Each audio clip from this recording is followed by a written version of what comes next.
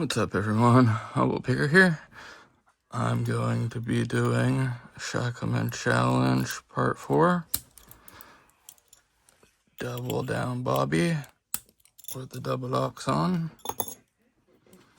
I'm going to be using a straightened out fishing swivel, which I use to attack the double lock.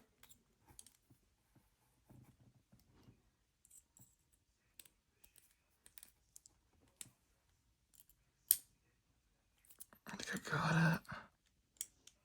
Yeah. Switching over to the bobby pin.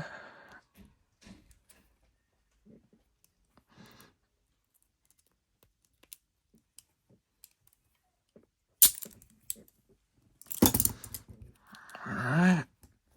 Now to shim myself out of these.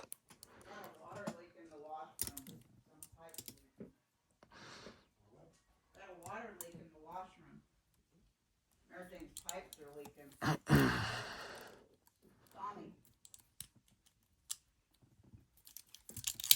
There we go. I got the double lock, shim, and full pick. That is the Shackleman Challenge Part 4. Thanks for watching.